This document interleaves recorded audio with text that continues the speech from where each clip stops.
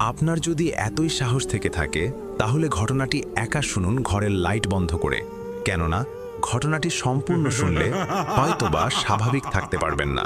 চলুন চলে যাই ঘটনায়। আসসালামু আলাইকুম প্রিয় বন্ধুরা, আশা করছি সবাই ভালো আছেন এবং নিরাপদে আছেন। আজকে যে ঘটনাটি আপনাদের সামনে তুলে ধরতে যাচ্ছি সেটি আমাদের কাছে পাঠিয়েছেন মাহির রহমান। ছদ্মনাম ব্যবহার করা হয়েছে নিরাপত্তার কারণে। তিনি অনেকদিন দ্বিধায় ছিলেন ঘটনাটি লিখবেন কিনা, কারণ ঘটনাটি শুধু ভয়ের না, বরং একটি পরিবারের ধ্বংস হয়ে যাওয়ার বাস্তব সাক্ষী। ঘটনাটি ঘটেছিল তার নিজের চাচির সাথে। তিনি অনুরোধ করেছেন যেন পরিচয় এবং এলাকার নাম গোপন রাখা হয়, তাই সব নাম এবং স্থান পরিবর্তন করে দেওয়া হয়েছে। আসসালামু আলাইকুম ভাইয়া, অনেক দিন ধরে ভাবছি লিখব করে আর লেখা হয়ে উঠছিল না। আজ সাহস করে লিখতে বসেছি। জানি না কতটা গুছিয়ে লিখতে পারবো, ভুল হলে ক্ষমা সুন্দর দৃষ্টিতে দেখবেন। ঘটনাটি আমার নিজের সাথে না ঘটলেও আমার খুব কাছের একজন মানুষের সাথে ঘটেছিল। সেই মানুষটি হচ্ছেন আমার আপন চাচি। ছোটবেলা থেকে আমি নিজের চোখে যা দেখেছি আজও ভুলতে পারিনি। আমাদের বাড়িটা ছিল গ্রামের একদম শেষ প্রান্তে। চারপাশে বাঁশঝাড় আর পুরনো গাছপালায় ঘেরা একটা টিনের বাড়ি। বাড়ির উত্তর পাশে ছিল গোসলখানা আর দক্ষিণ পাশে ছিল লম্বা বারান্দা। বাড়িটা দুই ভাগে ভাগ করা ছিল। পূর্ব পাশের দুইটা রুমে থাকতেন আমার চাচা আর তার দ্বিতীয় স্ত্রী। পশ্চিম পাশের দুইটা রুমে থাকতেন আমার চাচি, তার দুই মেয়ে আর এক ছেলে। চাচার দ্বিতীয় বিয়ের পর থেকেই বাড়ির পরিবেশ বদলে যেতে শুরু করে। প্রথম দিকে বিষয়টা কেউ গুরুত্ব দেয়নি, কিন্তু ধীরে ধীরে সবাই বুঝতে পারে কিছু একটা অস্বাভাবিক হচ্ছে। নতুন চাচি প্রায়ই বলতেন এই বাড়িতে বেশি দিন থাকবে না। কথাগুলো এমনভাবে বলতেন যেন তিনি আগেই সব জানেন। আমার চাচি প্রথমে এসব পাত্তা দিতেন না, কিন্তু দিন যত যাচ্ছিল চাচার আচরণও তত বদলে যাচ্ছিল। যে মানুষটা আগে নিজের সন্তানদের জন্য পাগল ছিল, সেই মানুষটাই একসময় তাদের দিকে তাকিয়েও দেখত না। সবচেয়ে অদ্ভুত ব্যাপার ছিল নতুন চাচির রুম। সেই রুমে কাউকে ঢুকতে দেওয়া হতো না। দরজা সব সময় বন্ধ থাকত। কেউ কাছে গেলেই রেগে যেতেন। সবাই ভেবেছিল হয়তো ব্যক্তিগত ব্যাপার, কিন্তু এক শুক্রবার রাতের পর সব কিছু বদলে যায়। সেদিন সন্ধ্যার পর হঠাৎ বাড়ির ভেতরে পোড়া কাগজের গন্ধ ছড়িয়ে পড়ে। আমার চাচি আমাকে বললেন গিয়ে দেখে আসতে নতুন চাচির রুমে আগুন লাগলো কিনা। আমি ধীরে ধীরে রুমের সামনে গিয়ে দাঁড়াই। দরজা ভেতর থেকে আটকানো ছিল, কিন্তু দরজার ছোট ফাঁক দিয়ে ভেতরে তাকাতেই আমার বুক কেঁপে ওঠে। ঘরের ভেতরে ক্ষীণ লাল আলো জ্বলছিল। নতুন চাচি মেঝেতে বসেছিলেন। তার চুলগুলো এলোমেলো হয়ে কাঁধের নিচে ঝুলেছিল। তিনি নিচু স্বরে কি যেন পড়ছিলেন। সামনে লাল রঙের একটা কাগজ রাখা। কিছুক্ষণ পর তিনি নিজের হাত ছুরি দিয়ে কেটে সেই কাগজের ওপর রক্ত ফেলেন। তারপর মাথা উঁচু করে ফিসফিস স্বরে কিছু বলতে বলতে কাগজে অদ্ভুত চিহ্ন আঁকতে লাগলেন। আমি ভয়ে দৌড়ে বড় আপুকে সব বলি। আপু বিশ্বাস না করে নিজেই উত্তর পাশের জানালার ছোট ফাঁক দিয়ে তাকায়। তারপর তার মুখ মুহূর্তের মধ্যে সাদা হয়ে যায়। সে কাঁপা গলায় বলেছিল, আমরা যা দেখছি সেটা স্বাভাবিক অবস্থায় করতে পারে না। কিছুক্ষণ পর নতুন চাচি সেই কাগজ কাপড়ে জড়িয়ে লম্বা করে বাঁধলেন। তারপর বোতল থেকে তেলের মতো কিছু ঢেলে সেটাতে আগুন ধরিয়ে দিলেন। আগুন জ্বলার সাথে সাথেই পুরো ঘরে অদ্ভুত এক গন্ধ ছড়িয়ে পড়ে। ঠিক তখনই পাশের রুম থেকে আমার চাচির ভয়ঙ্কর চিৎকার শোনা যায়। আমি আর আপু দৌড়ে রুমে ঢুকেই দেখি চাচি বিছানায় ছটফট করছেন। তার শরীরে চাদর পেঁচানো। এমনভাবে কাঁপছিলেন যেন কেউ তাকে অদৃশ্য শক্তি দিয়ে চেপে ধরেছে। চোখগুলো উল্টে গিয়েছিল, মুখ দিয়ে অদ্ভুত শব্দ বের হচ্ছিল। আপু আমাকে তাড়াতাড়ি বড় ভাইকে ডাকতে পাঠায়। আমি গ্রামের দোকানের দিকে দৌড় দিই। ভাইয়াকে নিয়ে যখন ফিরে আসি তখন দেখি আপু মেঝেতে পড়ে আছে। তার মাথা ফেটে রক্ত বের হচ্ছে। চাচিকে কোথাও দেখা যাচ্ছে না। সেই মুহূর্তে পুরো বাড়িটা যেন মৃত্যুর বাড়িতে পরিণত হয়েছিল। আমার ভাই পাগলের মতো বাড়ির চারপাশে চাচিকে খুঁজতে থাকে। গোসলখানা, কলপাড়, রান্নাঘর কোথাও নেই। অবশেষে অনেক খোঁজাখুঁজির পর হঠাৎ চাচা এসে বলেন চাচি নাকি নতুন চাচির রুমেই ছিল। কিন্তু সবচেয়ে ভয়ঙ্কর ব্যাপার ছিল চাচি তখন একদম নিশ্চুপ। তার চোখ খোলা ছিল, কিন্তু মনে হচ্ছিল তিনি ঘুমিয়ে আছেন, যেন নিজের ভেতরে তিনি আর নেই। আমরা যখন নতুন চাচির অদ্ভুত কাজের কথা চাচাকে বললাম, তিনি বিশ্বাস করেননি।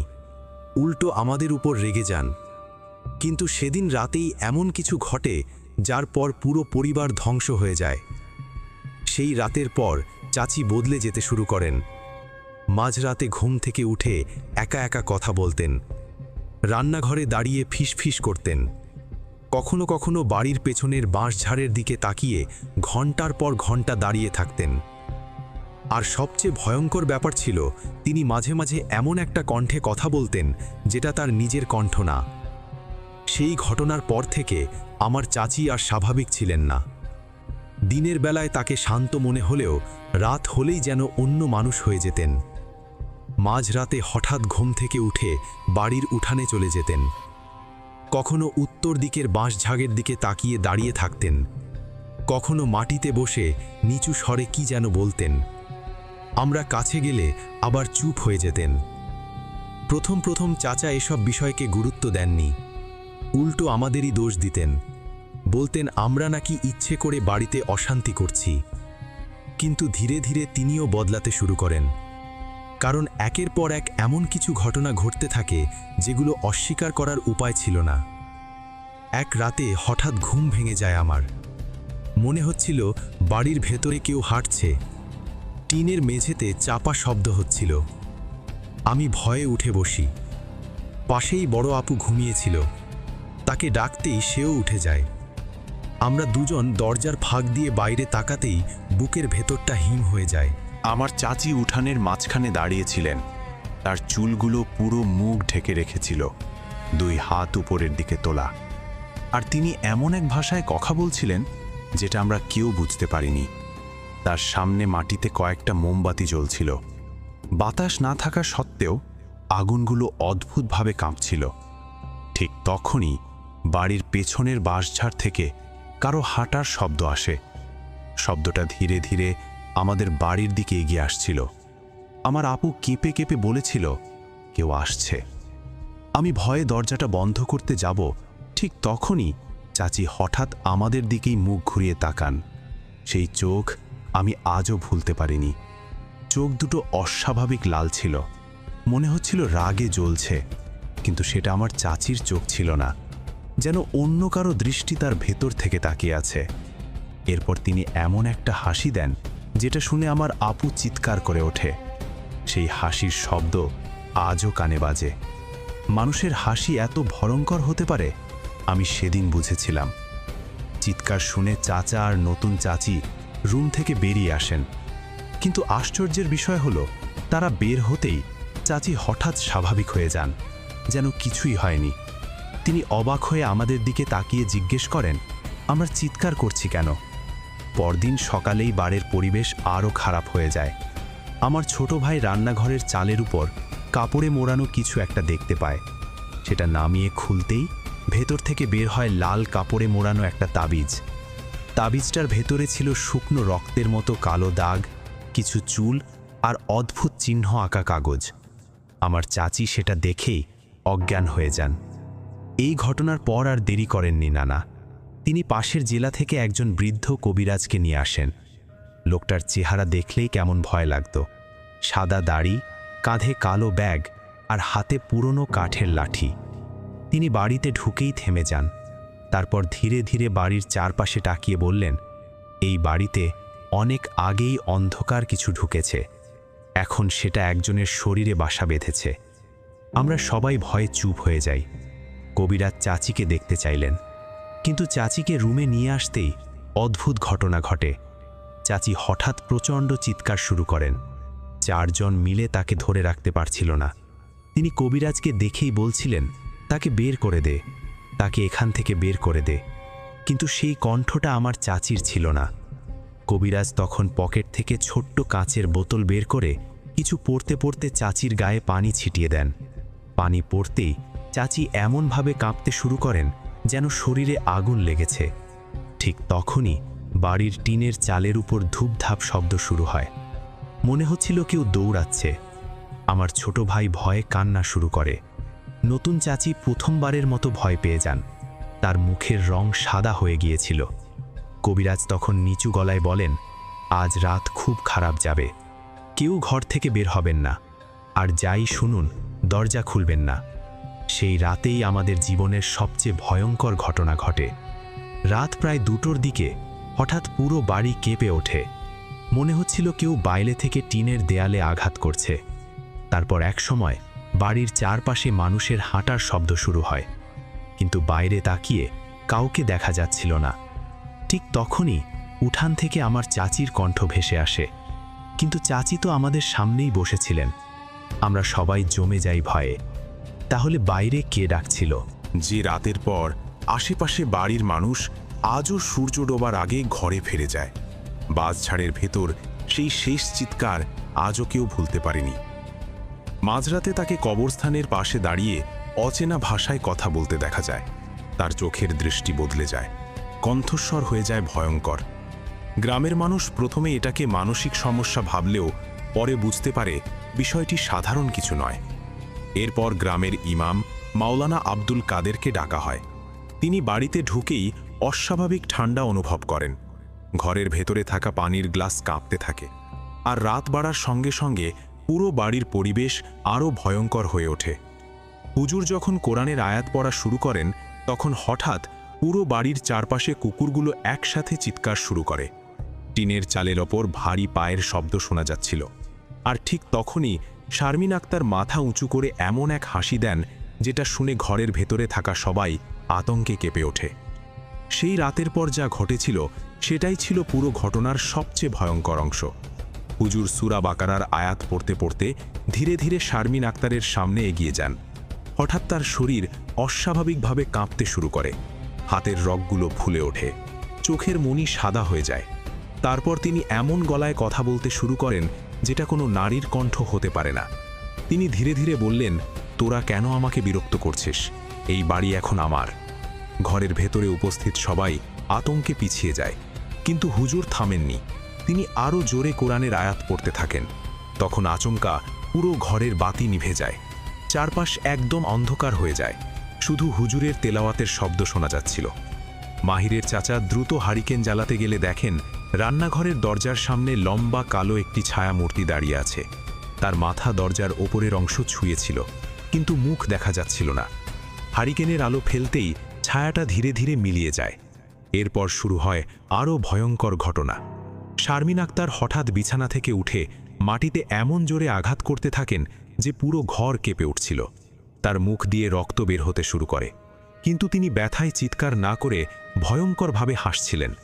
সেই হাসির শব্দ আজও কয়েকজন মানুষ ভুলতে পারেনি। হুজুর তখন সবাইকে শক্ত থাকতে বলেন। তিনি জানান, ভয় পেলেই অশুভ শক্তি আরও শক্তিশালী হয়ে ওঠে। এরপর তিনি শারমিন আক্তারের মাথায় হাত রেখে আয়াতুল কুরসি পড়তে শুরু করেন। ঠিক তখনই বাড়ির পেছনের বাঁশঝাড় থেকে অসংখ্য মানুষের কান্নার শব্দ ভেসে আসে। মনে হচ্ছিল শত শত মানুষ একসাথে কাঁদছে। গ্রামের কয়েকজন সাহসী মানুষ বাইরে গিয়ে দেখে বাঁশগুলো প্রচণ্ডভাবে দুলছে, অথচ আশেপাশে কোনো বাতাস ছিল না। হঠাৎ শারমিন আক্তার চিৎকার করে বলতে শুরু করেন, ওরা এসেছে, ওরা আমাকে নিতে এসেছে। এই কথা বলার পর তার শরীর একদম নিস্তেজ হয়ে যায়। সবাই ভেবেছিল সব শেষ হয়ে গেছে, কিন্তু কয়েক সেকেন্ড পর তিনি ধীরে ধীরে চোখ খুলে কাঁদতে শুরু করেন। এবার তার কণ্ঠ একদম স্বাভাবিক ছিল। কাঁদতে কাঁদতে তিনি জানান, কয়েক মাস আগে গ্রামের শেষ মাথার পুরনো বাসঝাঁজের পাশে তিনি একটি তাবিজ কুড়িয়ে পেয়েছিলেন। তাবিজটি বাড়িতে আনার পর থেকেই অদ্ভুত ঘটনা শুরু হয়। মাঝরাতে তিনি স্বপ্নে একটি কালো ছায়ামূর্তিকে দেখতে পেতেন। সেই ছায়া তাকে বারবার বাঁশঝাড়ের দিকে ডাকত। প্রথমে তিনি গুরুত্ব দেননি, কিন্তু ধীরে ধীরে সেই ছায়া তার ওপর নিয়ন্ত্রণ নিতে শুরু করে। হুজুর তখন সবাইকে নিয়ে ফজরের আগ মুহূর্তে সেই বাঁশঝাড়ের দিকে যান। আকাশে তখন হালকা কুয়াশা, চারপাশ একদম নিস্তব্ধ। তারা সেখানে পৌঁছে মাটির নিচে পুঁতে রাখা কালো কাপড়ে মোড়া কিছু জিনিস খুঁজে পান। কাপড় খুলতেই ভেতর থেকে বের হয় কয়েকটি হাড়, পুরনো তাবিজ এবং রক্তমাখা কাগজ। হুজুর বুঝতে পারেন বহু বছর আগে সেখানে ভয়ঙ্কর কালো জাদু করা হয়েছিল, আর সেই অশুভ শক্তি এতদিন ধরে ওই এলাকায় মানুষকে ক্ষতি করে আসছিল। তিনি সেখানেই কোরআনের আয়াত পড়ে সব কিছু আগুনে পুড়িয়ে ফেলেন। আগুন জ্বলার পর হঠাৎ পুরো বাঁশঝাড়ের ভেতর থেকে বিকট চিৎকার ভেসে আসে। সেই শব্দ এত ভয়ঙ্কর ছিল যে কয়েকজন মানুষ কান চেপে মাটিতে বসে পড়ে। তারপর আচমকা চারপাশ একদম শান্ত হয়ে যায়। সেদিনের পর থেকে শারমিন আক্তার ধীরে ধীরে স্বাভাবিক হয়ে যান। বাড়ির ভেতরের অস্বাভাবিক ঘটনাগুলো বন্ধ হয়ে যায়। কিন্তু গ্রামের মানুষ আজও সূর্য ডোবার পর সেই বাঁশঝাড়ের দিকে যায় না, কারণ গভীর রাতে নাকি এখনও মাঝে মাঝে সেখান থেকে কান্নার শব্দ শোনা যায়। মাহির রহমান শেষ দিকে আমাদেরকে বলেছিলেন, আমি জানি অনেকেই এসব বিশ্বাস করবে না, কিন্তু আমার চাচির সেই চোখের দৃষ্টি আর সেই রাতের শব্দ আমি মৃত্যুর আগ পর্যন্ত ভুলতে পারবো না।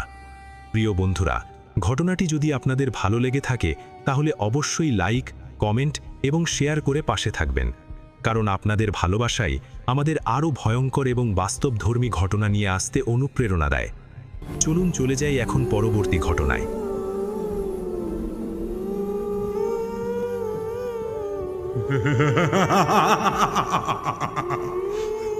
গর্ভবতী অবস্থায় এমন সময় একটি ভয়ানক ঘটনা ঘটে যায় একটি বোনের সাথে। আজকে এইরকম একটি ভয়ানক ঘটনা আপনাদের সামনে নিয়ে এসেছি। চলুন দেরি না করে চলে যায় সরাসরি ঘটনায়। সেই রাতের পর থেকে আমার মেয়ে আর আগের মতো নেই। শেরপুরের এক নির্জন গ্রামের এই ঘটনা, যেটা আজও একজন মা ভুলতে পারেননি। রাত গভীর হলে এখনও শোনা যায় দরজার বাইরে সেই আছড়ানোর শব্দ। আর সবচেয়ে ভয়ঙ্কর বিষয়টা হলো, এটা বাইরে থেমে নেই। এটা কোনো বানানো ঘটনা না। শোনার পর আপনি একা ঘুমাতে পারবেন তো? পুরো ঘটনা শুনুন আর বলুন আপনি হলে কি করতেন। শেরপুর জেলার শ্রীবর্দী উপজেলার একটি দূরবর্তী গ্রাম থেকে এই ঘটনাটি আমাদের কাছে পাঠিয়েছেন রোকেয়া খাতুন। তিনি নিজের নাম ও ঠিকানা উল্লেখ করে লিখেছেন, বহু বছর ধরে এই অভিজ্ঞতাটি তিনি কাউকে খুলে বলেননি, কারণ তিনি জানেন মানুষ এটাকে গল্প ভেবে উড়িয়ে দেবে। অথচ তার নিজের জীবনে এই রাতের পর যা পরিবর্তন এসেছে তা তিনি কোনোভাবেই অস্বীকার করতে পারেন না। রোকেয়া খাতুন লিখেছেন, তার বড় মেয়ে তখন 8 মাসের গর্ভবতী। স্বামী ঢাকায় কাজ করে, মাসে একবার আসে। মেয়েটি একা থাকতে ভয় পায় বলে তিনি কয়েক সপ্তাহের জন্য সেখানে গিয়ে ওঠেন। গ্রামটা খুবই নির্জন, চারদিকে উঁচু গাছ, ঝোপঝাড় আর মাঝে মাঝে জলাভূমি।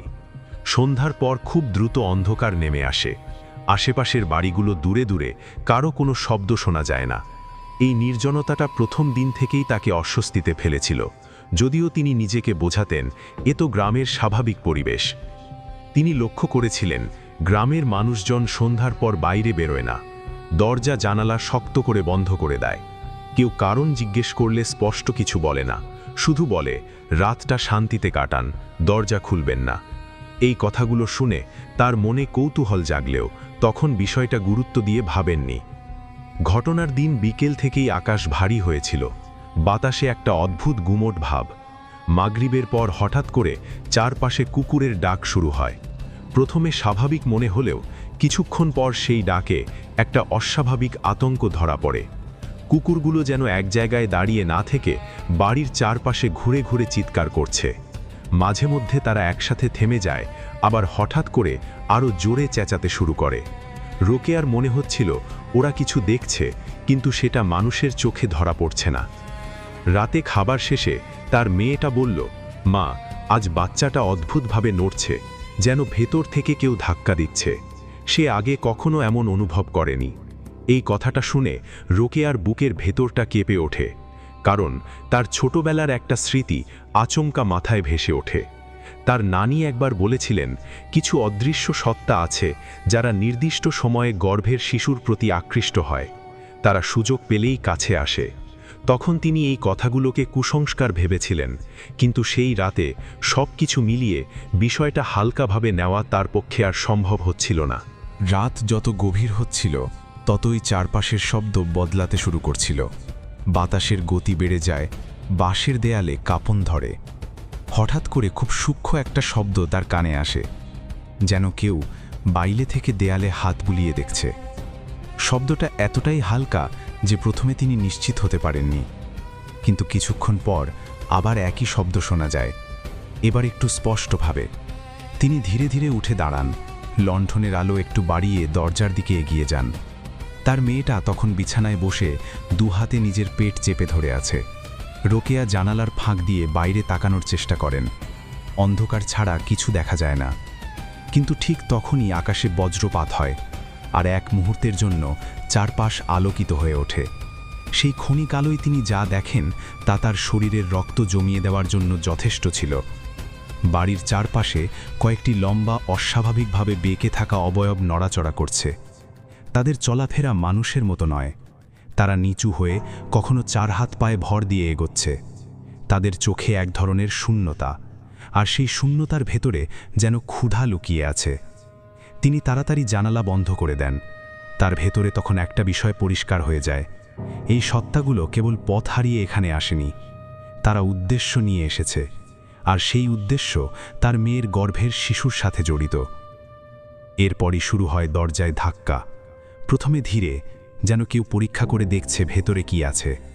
তারপর ধীরে ধীরে সেই ধাক্কার জোর বাড়তে থাকে। বাঁশের দরজা কেঁপে ওঠে। প্রতিটি আঘাতে মনে হচ্ছিল আরেকটু জোরে চাপ দিলেই দরজাটা ভেঙে যাবে। সেই ধাক্কার ফাঁকে ফাঁকে একটা শব্দ ভেসে আসছিল, যেন কেউ শুকনো গলায় কিছু শুকছে, খুঁজছে, চিনে নিচ্ছে। ছাদের ওপর হঠাৎ ভারী শব্দ হয়। কেউ যেন লাফিয়ে উঠে দাঁড়িয়েছে।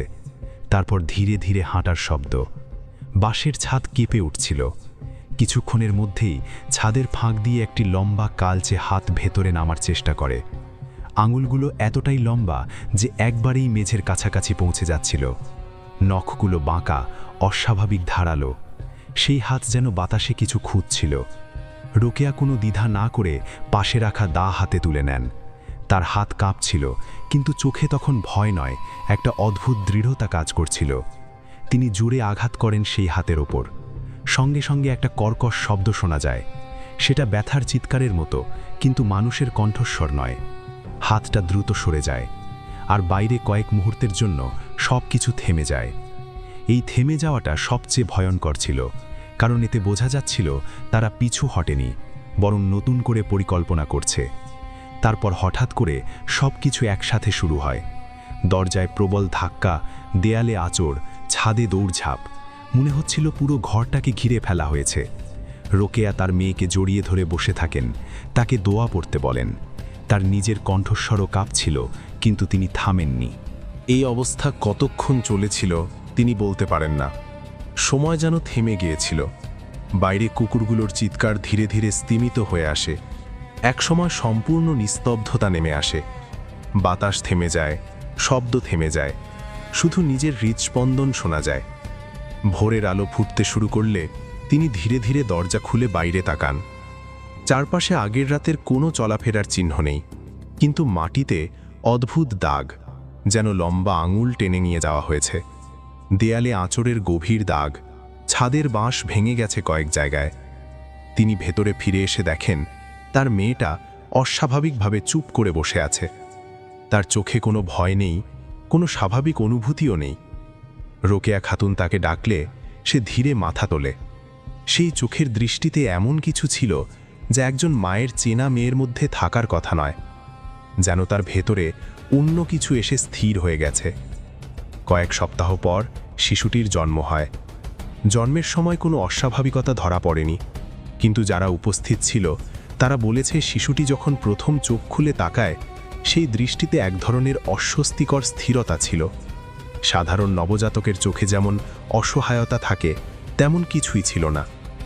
রোকেয়া খাতুন লিখেছেন, সেই রাতের পর থেকে তার মেয়ের ভেতরে যে পরিবর্তন শুরু হয়েছিল তা প্রথমে খুব সূক্ষ্ম ছিল, কিন্তু ধীরে ধীরে এমন এক অবস্থায় পৌঁছায় যেখানে তাকে আর আগের সেই মানুষটির সাথে মিলিয়ে দেখা সম্ভব হয়নি।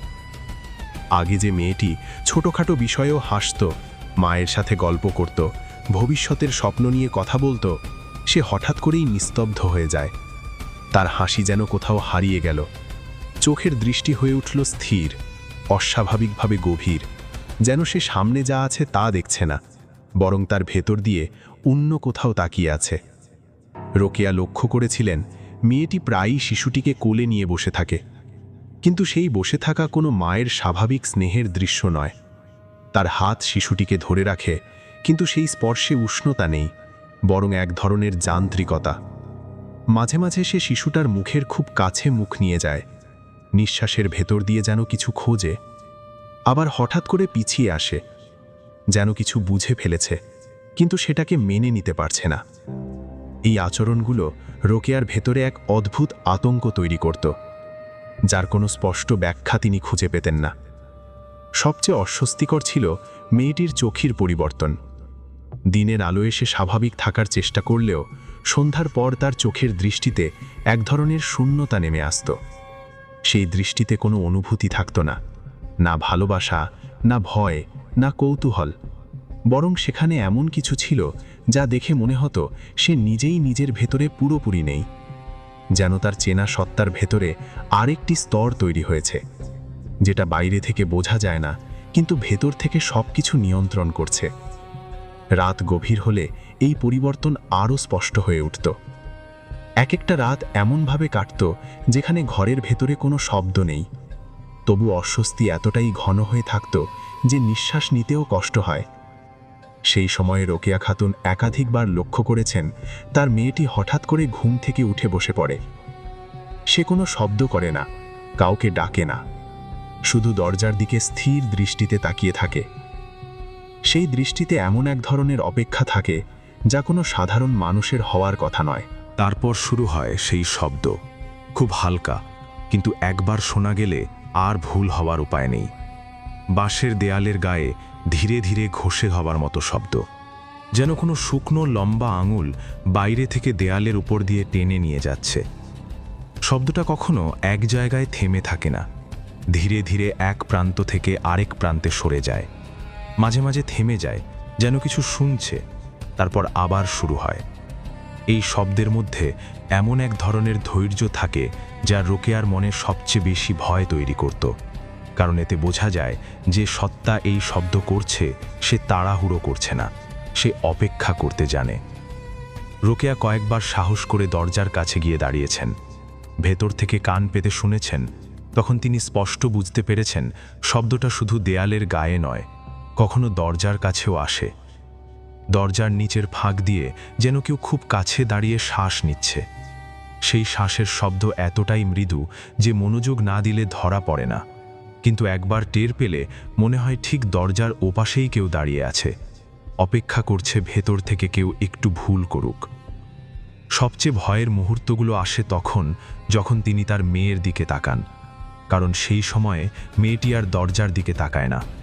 সে খুব ধীরে মুখ ঘুরিয়ে তার মায়ের দিকে তাকায়। সেই দৃষ্টিতে কোনো প্রশ্ন থাকে না, কোনো ভয় থাকে না, বরং সেখানে এমন এক ধরনের নিশ্চিততা থাকে যা ভাষায় বোঝানো কঠিন। যেন সে জানে বাইরে যা আছে তা চলে যায়নি, বরং ঠিক সময়ের অপেক্ষায় আছে। এক রাতে রোকেয়া খাতুন অনুভব করেছিলেন শব্দটা আগের চেয়ে অনেক বেশি কাছে এসেছে। দেয়ালের গায়ে ঘষার শব্দ থেমে গিয়ে সরাসরি দরজার গায়ে শুরু হয়, খুব ধীরে, খুব নিয়মিতভাবে। সেই সময়ে তার মেয়েটি বিছানা থেকে উঠে দাঁড়ায়। সে কোনো তাড়াহুড়ো করে না, খুব স্বাভাবিক গতিতে দরজার দিকে হাঁটতে থাকে। তার পায়ের শব্দ নেই, তার মুখে কোনো ভাব নেই। সে দরজার একদম কাছে গিয়ে দাঁড়ায়, তারপর মাথা একটু কাত করে যেন বাইরের শব্দটা মন দিয়ে শুনতে থাকে। রোকেয়া দৌড়ে গিয়ে তাকে থামাতে চান, কিন্তু সেই মুহূর্তে তিনি বুঝতে পারেন তার মেয়ের শরীরটা থামানো গেলেও তার ভেতরের সেই অদৃশ্য টানটাকে থামানো যাচ্ছে না। মেয়েটি খুব ধীরে হাত বাড়িয়ে দরজার কাঠে স্পর্শ করে। সেই স্পর্শের সাথে সাথেই দরজার ওপাশের শব্দটা থেমে যায়। এই থেমে যাওয়াটাই রোকেয়ার কাছে সবচেয়ে ভয়ঙ্কর, কারণ এতে মনে হয় ভেতর আর বাইরের মাঝের দূরত্বটা আর আগের মতো নেই, যেন দুই দিকই একে অপরকে চিনে ফেলেছে। রোকেয়া খাতুন শেষ দিকে লিখেছেন তিনি এখন আর নিশ্চিত নন সেই রাতের সত্তাগুলো কি সত্যিই বাইরে রয়ে গেছে, নাকি তারা ভেতরে প্রবেশ করার অন্য কোনো উপায় খুঁজে পেয়েছে।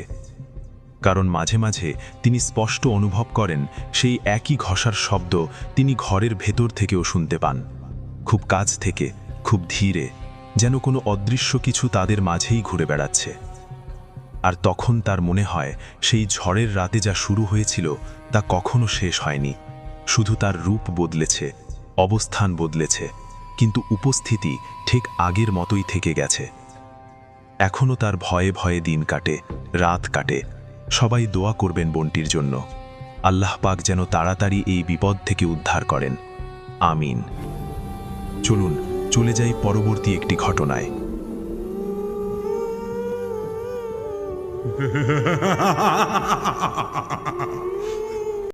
আজকের ঘটনা একটি হুজুরের বউকে নিয়ে। হুজুর এবং হুজুরের বউ, হুজুরের বাবা, হুজুরের মা, একটি ফ্যামিলি। হুজুর মসজিদের ইমাম সাহেব এবং একটি মাদ্রাসার শিক্ষক। হুজুরের অনেক ধরনের শত্রুতা একসময় হয়ে যায়, যেমন স্কুলে মাদ্রাসার ক্ষেত্রে একটু হালকা পাতলা শত্রু হয়ে যায়। কিন্তু হুজুরের সংসারে হুজুরের বউয়ের সাথে একটি অদ্ভুত ঘটনা ঘটে যায়, যেটাকে বলে ব্ল্যাক ম্যাজিক, কালো জাদু। কিন্তু এই কালো জাদুটা কে করেছে হুজুরও বুঝতে পারেনি এবং শেষ পর্যন্ত কেউ ধরতেই পারেনি কে করেছে।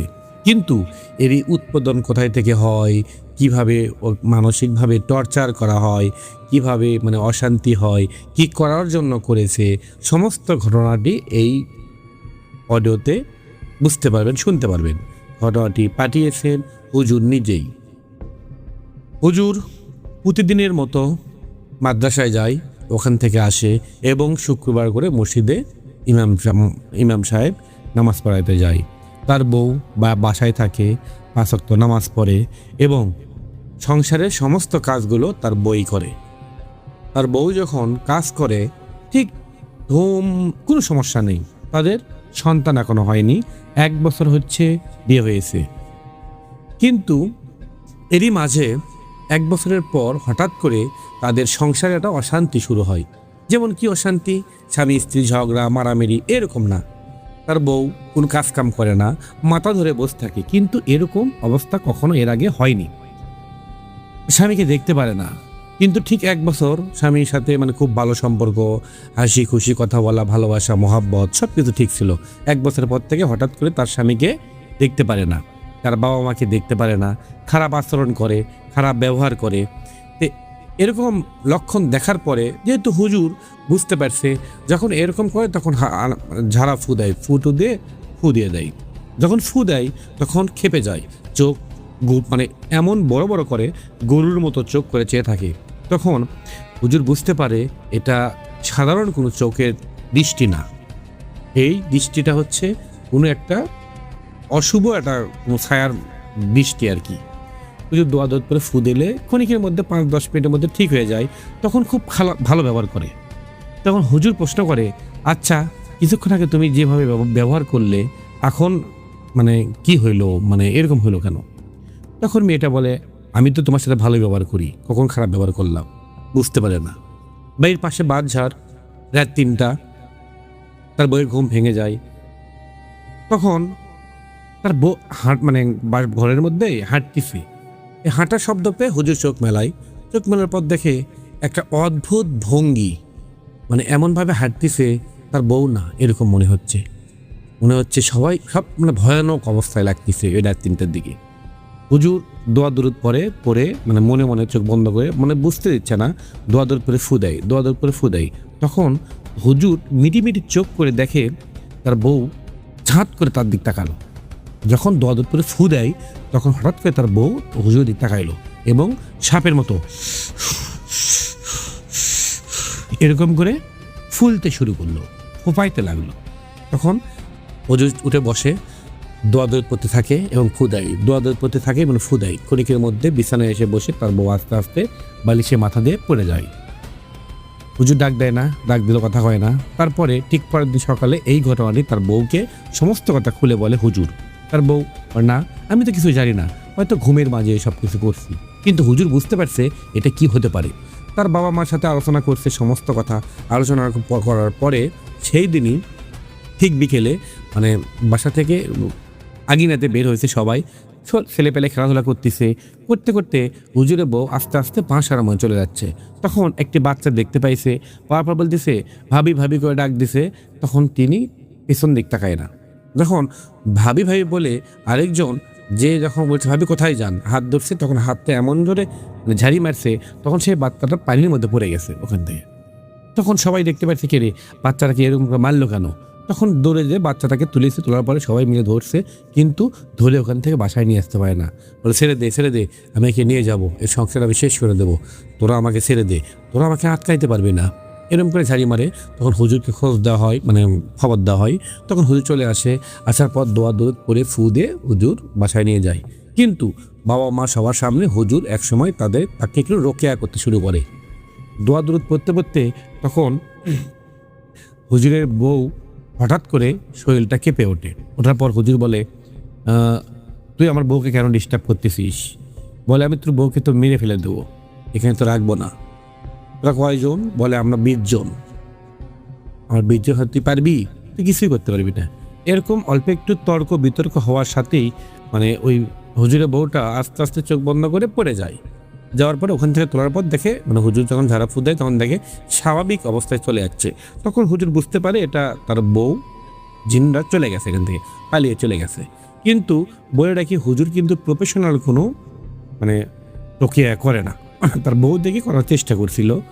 তারপরে হুজুর তাবিজ দেয়, পানি পড়া দেয়, তার বউকে নিয়মিত এইসব কিছু করানোর পরে ঠিক 7-8 দিন ঠিক থাকে। তারপর থেকে শুরু হয় ভয়ানক অবস্থা। হুজুর ঘরের রুমে শুয়ে থাকে, ঘর আগুনের মতো গরম। হুজুর ঘর থেকে বের হয়ে আসে, ঘর ঠিক হুজুর যখন ঘরের মধ্যে যায়, হঠাৎ করে তার বউ হুজুরকে মারতে যায়। এরকম ঘটনা কিন্তু কখনো ঘটেনি। মারতে যায়, তর্ক বিতর্ক করে, ঝগড়া করে, চোখ গরম করে থাকে, রাগ প্রচুর, রাগান্ত্র জেদ অবস্থা মানে কাজ শুরু করে। তখন হুজুর কন্ট্রোল করাতে পারে না। একসময় তার বাবা মাকে ডাক দেওয়ার পরে তার বাবা মা একদিনের জন্য মেয়েকে নিয়ে চলে যায় বাসায়। সেই এক রাত হুজুর ওই রুমে ছিল, কিন্তু মানে এমন একটা অলৌকিক ঘটনা, মানে যখন কয়েকদিন থাকছে আগুনের মতো গরম ঘর, যতই ফ্যান ঘুরুক আর যেতেই ঘুরুক না কেন, ঘরটা মনে হয় ধাপা বাড়াচ্ছে, ঘর থেকে মনে হয় আগুন জ্বলতেছে নিচে। তারপর তার বউ চলে যাওয়ার পরে সেই রাতে ঘরে ছিল, ওই ঘরে কিন্তু তখন কোনো গরম নেই, স্বাভাবিক, সব স্বাভাবিক। তখন হুজুর 100% শিওর হয়ে গেল এটা ভয়ানক কোনো জিনের মাধ্যমে এইসব কিছু হচ্ছে। তখন হুজুরের ফোন আসলে পরের দিন সকালে তার শ্বশুরবাড়ি যাওয়ার জন্য। তখন হুজুর বলে, কিছু হয়েছে? বলে, কিছু হয়নি, মানে গভীর কিছু হয়েছে না, তাড়াতাড়ি চলে আসো। হুজুর চলে যায়, যাওয়ার পর দেখে তার বউকে বেঁধে রেখেছে খাটের সাথে, কেননা তিনি উঠে বাসায় আসার জন্যে অস্থির লাগছিল স্বামীর বাসায়। কিন্তু অলৌকিকভাবে হুজুর যাওয়ার পরে তার বউটা নিস্তব্ধ হয়ে যায়, বলে, আমি যাবো না, আমার স্বামী আছে, দরজা খুলে দাও, হাত খুলে দাও। তখন হাতটা খুলে দেয়, হাতের গেট খুলে দেওয়ার পরে হুজুর ঠিক 5 থেকে 10 মিনিটের মধ্যেই হুজুরের মানে শরীরের উপর ঝাঁপিয়ে পড়ে তার বউ, মারতে শুরু করে এবং মাথার চুল ধরে আশ্রয় এরকম করতে হবে। সবাই মিলে ওকে মানে টেনে আনতে পারতেছে না, এত শক্তি। এলাকার কিছু ছেলে পেলে সবাই মিলে যখন ধরে রাখছে, মানে রাখতে পারে না। ধরার পরে হুজুর তখন সিদ্ধান্ত নেয় একটি হুজুরের কাছে যাবে। হুজুরের ওস্তাদ তার কাছে নিয়ে গেল বউকে, তার বাবা মা সবাই মিলে গেল। যাওয়ার পরে হুজুর মানে দেখার পরে হুজুর দোয়া করতে শুরু করে এবং রোকেয়া করতে শুরু করে। চিকিৎসা করতে করতে করতে করতে একসময় ওই জিনগুলো মানে একসময় বলে, ঠিক আছে, আমি এখান থেকে চলে যাব, আমি আর কখনো আসবো না, আমি কথা দিলাম। এরকম ওয়াদা দেয়, কথা দেয়। দেওয়ার পরে হুজুর বলতেছে, তাহলে তুমি যে এখান থেকে চলে যাবা, তুমি যে স্বামীকে মারতে আসো, তুমি এর দেহের ক্ষতি করতেছো। কিন্তু আস্তে আস্তে কিন্তু ওই মেয়েটার শরীরটা শুকিয়ে যাচ্ছে। তখন ওয়াদা করে নেওয়ার পরে ওই হুজুর জিনগুলোকে ছেড়ে দেয়। এই মেয়েকে একটু তাবিজ আর পানি পড়া দেয়, বলে এই সব কিছু কাছে রাখবা, 5 ওয়াক্ত নামাজ পড়বা। হুজুর বলতে ঠিকই 5 ওয়াক্ত নামাজ পড়তো। এইসব কিছু হওয়ার পর থেকে সব কিছু না যেন বাসা সব কিছু এলোমেলো হয়ে গেছে। হুজুর মানে এরকম করে যখন বলতেছে, তখন হুজুরের চোখে মনে হয় মানে কান্না চলে যাচ্ছে। আপনারা ঠিক জানেন, সংসারে যদি অশান্তি হয়, এরকম প্রবলেম হয়, তাহলে কিন্তু টাকা পয়সা, ধন সম্পদ সব কিছু থেকেও কিন্তু তিনি অসুখী। কী করবে কিছু বুঝতে পারে না, বাসায় চলে আসে। আস্তে আস্তে স্বাভাবিক, ঠিক 15 দিন 20 দিন চলে গেছে, মেয়েটা স্বাভাবিক পর্যায়ে চলে যাচ্ছে। ঠিক মতো খাওয়া দাওয়া, রান্নাবাড়ি করা, বাড়ির সমস্ত কাজ করা, স্বামীর সাথে ভালো ব্যবহার এবং সব কিছু শুরু হয়ে গেছে। ঠিক 30 দিনের মাথায় 31 দিনের মানে অন্যরকম ঘটনা শুরু হয় আবার। সেই রাতে চাকুনে তার মানে স্বামীর মানে বুকিংয়ে ধরছে, মারবে। তার আগেই স্বামীটা মানে চোখ মেলায়, মেলার পর দেখে এরকম চাকু ধরে আছে, এটা এখনো মারেনি। আপনি ঠিক লক্ষ্য করে দেখেন, এরকম করে বুকের কাছে চাকু ধরে আছে, আপনি গভীর ঘুমিয়ে আছেন, যখন চোখ মেলা সাথে দেখতেছেন আপনি বুকের ওপর চাকু এবং আপনার বউ মানে চোখ এমন সিস্টেমে মানে চেয়ে আছে, চোখ মনে হয় কালো হয়ে গেছে আর দাঁত বের করে হাসতেছে হি হি হি হি করে, আর মানে রাক্ষসের মধ্যে চেয়ে আছে। তখন আপনার কেমন লাগবে? হুজুর হোশ না পেয়ে হাতটা ধরছে আগে, কেননা হাত যদি না ধরা হয় তার চাকু যদি বসে দেয় ভেতরে, হাতটাকে ধরছে, এত শক্তি মনে হয় আটকাতে পারবে না। হুজুর পুরা শরীর দিয়ে শক্তি দিয়ে ওরা আটকানোর চেষ্টা করতেছে, আর ওই মেয়েটা শুধু চাপানোর চেষ্টা করতেছে আর হাসতেছে। হুজুর তখন জোরে জোরে আয়াতুল কুরসি, সূরা ফালাক, সূরা নাস, চার কুল পড়তে শুরু করে। করার পর তখন 3-4টা ফু দেয়, তখন আস্তে আস্তে স্বাভাবিক হয়।